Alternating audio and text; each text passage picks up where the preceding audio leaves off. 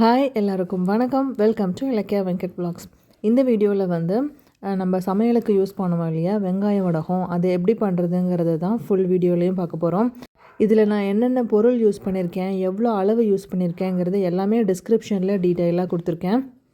நான் இந்த வெங்காய வடகம் இப்போ தான் ஃபஸ்ட் டைம் ட்ரை பண்ணுறேன். அம்மா வந்து எப்போவுமே ரெகுலராக இந்த சம்மர் டைமில் பண்ணுவாங்க. பட் நான் பண்ணுறது இதான் ஃபஸ்ட் டைம். அம்மாக்கிட்ட ரெசிபி எல்லாம் கேட்டுட்டு நோட்டில் நோட் பண்ணி வச்சுக்கிட்டு செய்ய ஆரம்பித்தேன். அவுட்கம் சூப்பராக வந்திருந்தது. வாங்க எப்படி செய்யலான்னு பார்க்கலாம். நான் வந்து ஒரு 3 கிலோ சின்ன வெங்காயம் எடுத்திருக்கேன். அந்த 3 கிலோ அளவுக்கு எவ்வளோ மற்ற பொருள் எல்லாம் போடலாங்கிற அளவு தான் நான் இந்த வீடியோ ஃபுல்லாகவே சொல்லியிருக்கேன். இந்த வடகத்தில் வந்து மெயின் இன்க்ரீடியண்ட்டுன்னு பார்த்தோன்னா அது வெங்காயம் தான். நீங்கள் வெங்காயம் அளவு அதிகப்படுத்தினீங்கன்னா மற்ற பொருளும் அதுக்கேற்ற மாதிரி அதிகமாக போட்டுக்கோங்க.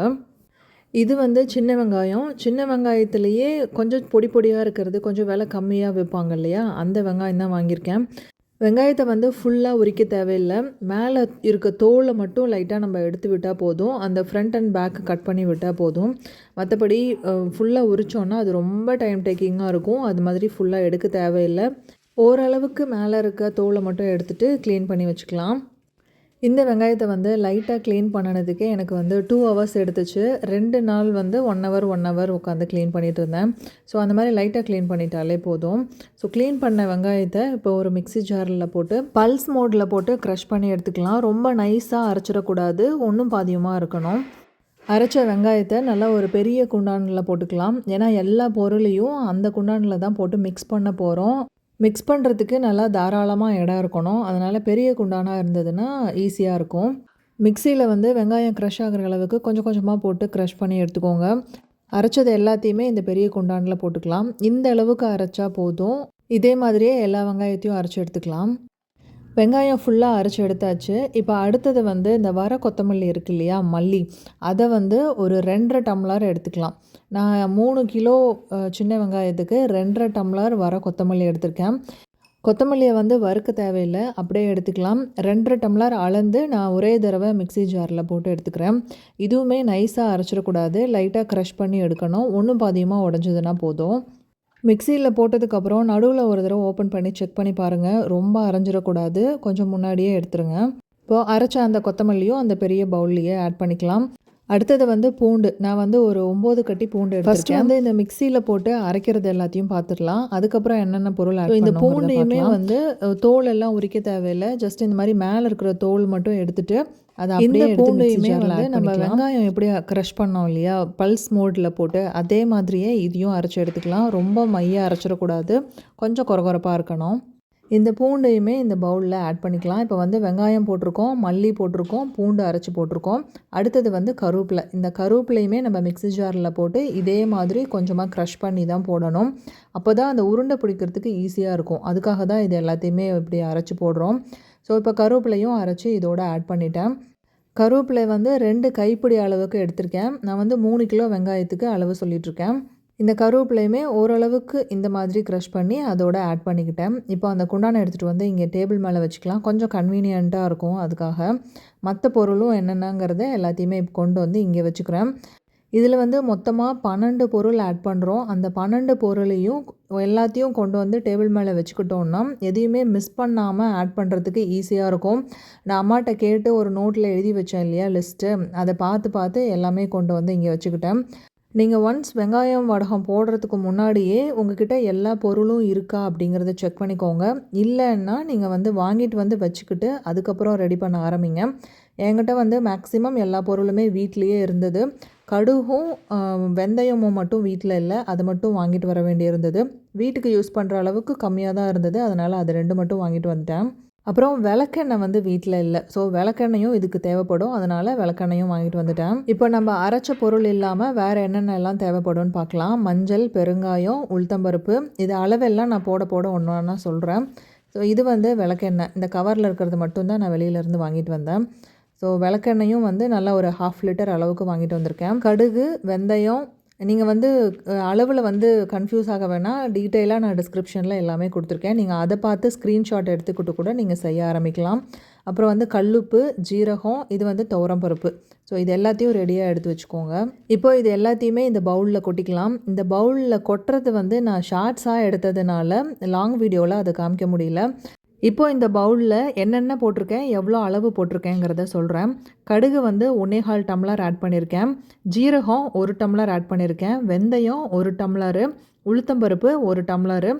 கல்லுப்பு வந்து 2.25 டம்ளர் ஆட் பண்ணியிருக்கேன். நீங்கள் குழம்புக்கு கீரைக்கெல்லாம் தாளிக்கும் போது அதில் உப்பு கொஞ்சம் கம்மியாக போட்டுக்கோங்க. பெருங்காயத்தூள் வந்து ஒரு 1/4 டப்பா ஆட் பண்ணிக்கோங்க. நான் வந்து எல்ஜி பெருங்காயத்தூள் தான் யூஸ் பண்ணியிருக்கேன். அப்புறம் மஞ்சத்தூள் நல்லா ஃபுல்லாக ஒரு 3 ஸ்பூன் ஆட் பண்ணியிருக்கேன். விளக்கெண்ணெய் ஒரு 1.5 டம்ளர் ஆட் பண்ணியிருக்கேன். விளக்கெண்ணெய் கண்டிப்பாக ஊற்றணும், மிஸ் பண்ணிடாதீங்க. விளக்கெண்ணெய் ஊற்றாமல் நம்ம இந்த மாதிரி செய்ய முடியாது, அது பிடிக்கிறதுக்கும் வராது. இன்னொன்று, வடகம் தாளிக்கும் போது அது சீக்கிரமாக கரிஞ்சு போகிறதுக்கும் சான்ஸ் இருக்குது. அதனால் விளக்கெண்ணெய் வந்து நல்லா ஒரு 1.5 டம்ளருக்கு ஊற்றிக்கோங்க. அவ்வளோதாங்க. இந்த பொருள் எல்லாத்தையும் ஒன்றா போட்டு இப்போ நல்லா மிக்ஸ் பண்ணணும். அடியோடு அந்த வெங்காயத்தோடு சேர்த்து எல்லாத்தையும் நல்லா சூப்பராக மிக்ஸ் பண்ணி எடுத்துக்கிட்டோன்னா நல்லா வாசம் சூப்பர் கமகமன்னு அடிக்கும். மிக்ஸ் பண்ணும்போது மிக்ஸ் பண்ணிவிட்டு இந்த மாதிரி அமுத்தி வச்சுருங்க.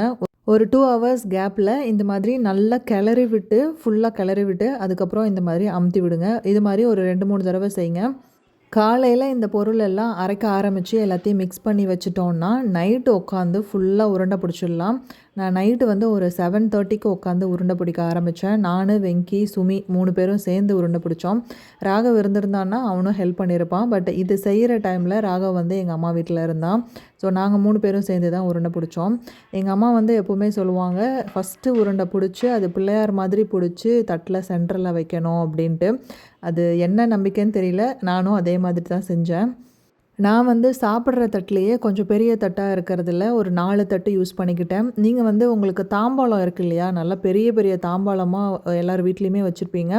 ஸோ அந்த மாதிரி தாம்பாளம் எடுத்துக்கிட்டிங்கன்னா ஒரு 2 தாம்பாளத்துலேயே வேலை முடிஞ்சிடும்.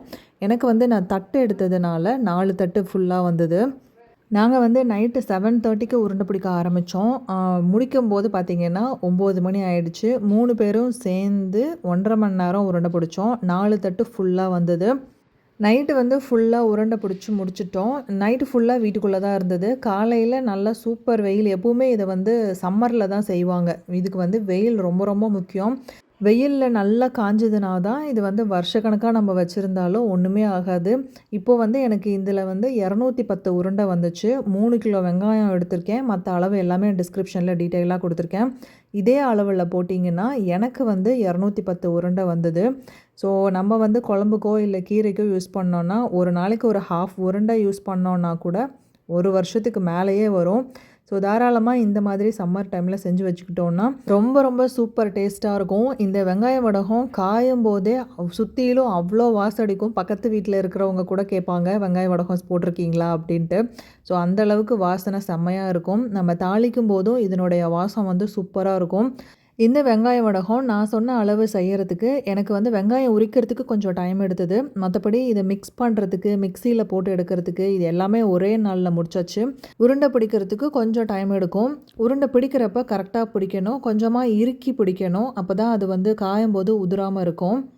ஒரு நாள் நல்லா எஃபர்ட் போட்டு இந்த மாதிரி செஞ்சு வச்சுக்கிட்டோன்னா ஒரு வருஷத்துக்கு ஃபுல்லாக சாம்பாருக்கு, கீரைக்கு இதெல்லாம் நல்லா வாசனையாக செஞ்சு சாப்பிட்லாம்.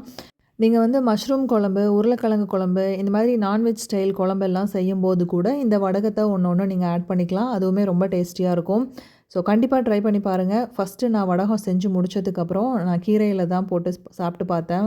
வேறு லெவல் டேஸ்ட்டாக இருந்தது. Must try. நீங்கள் வீட்டில் செஞ்சு பார்த்துட்டு உங்களுக்கு பிடிச்சிருந்ததாங்கிறத எனக்கு கமெண்ட்டில் சொல்லுங்கள். இந்த வடகம் வந்து பகலில் நல்லா காய வைங்க, நைட் டைமில் எடுத்து உள்ளே வச்சுருங்க. இந்த மாதிரி ஒரு 10 நாளைக்கு நல்லா வெயிலில் வச்சிங்கன்னா நல்லா ட்ரை ஆகிடும்.